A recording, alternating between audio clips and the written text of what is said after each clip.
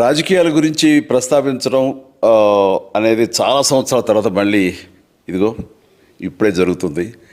దానికి ప్రధానమైన కారణం తమ్ముడు పవన్ కళ్యాణ్, అలాగే చంద్రబాబు నాయుడు గారు తెలుగుదేశం నుంచి, బీజేపీ నాయకత్వం వీళ్ళందరూ ఒక కూటమిగా ఏర్పడ్డారు. అది చాలా సంతోషం, మంచి పరిణామం.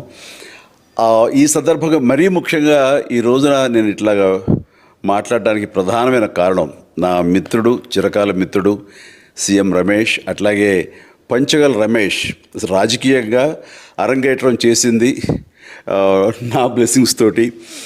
అది తను.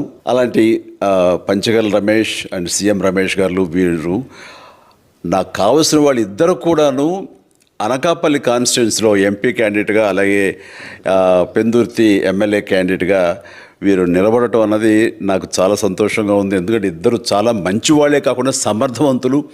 ఇలాంటి వాళ్ళు అలాంటి కాన్స్టిట్యున్సీకి, దాని అభివృద్ధికి ఎంతగానో దోహదపడతారు అన్న నమ్మకం నాకు చాలా ప్రగాఢంగా ఉంది.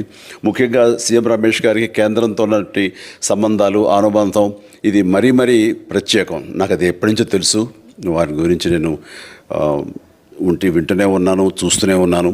అండ్ ముఖ్యంగా ఆ కాన్స్టిట్యున్సీ, అనకాపల్లి కాన్స్టిట్యున్సీ అభివృద్ధికి ఈయన పరిచయాలు, కేంద్రంతో ఈయనకున్న సత్సంబంధాలు ఎంతో ఉపయోగపడతాయి. తద్వారా రమేష్ అలాగే మిగతా ఎమ్మెల్యేలు అందరూ కూడా ఎవరైతే అభివృద్ధి చేయాలి ఆయా ఎమ్మెల్యే నియోజకవర్గాలు అనుకున్నారో అవన్నీ కూడా సజావుగా సాగిపోతాయంటానికి దాని వెనకాల సీఎం గారి కృషి డెఫినెట్గా ఉంటుందంటే ఎలాంటి సందేహం లేదు. అండ్ వీరి నాయకత్వంలో మిగతా వాళ్ళ ఎమ్మెల్యేలు అందరూ కూడాను కలిసికట్టుగా అనకాపల్లి అభివృద్ధికి ఎంతగానో దోహదపడతారు అండ్ రిజల్ట్ చూపిస్తారన్న ప్రగాఢ విశ్వాసం ఉంది. కాబట్టి వీళ్ళిద్దరి గురించి ఈరోజు ప్రస్తావిస్తున్నాను. మీ అందరి ఆశీస్సులు వీళ్ళకి ఉంటాయని ప్రగాఢంగా నమ్ముతూ సెలవు తీసుకుంటున్నాను. ప్లీజ్ వారిని గెలిపించండి.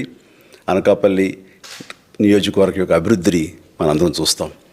అంతేకాదు, నాది చాలా పెద్ద కోరిక, ఆంధ్రప్రదేశ్ అభివృద్ధి పథంలో ముందుకు వెళ్ళాలి. దానికి కానీ మీరందరూ నడుము బిగించండి.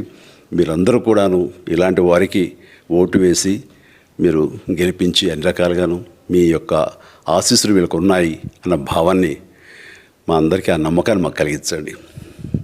జై హింద్.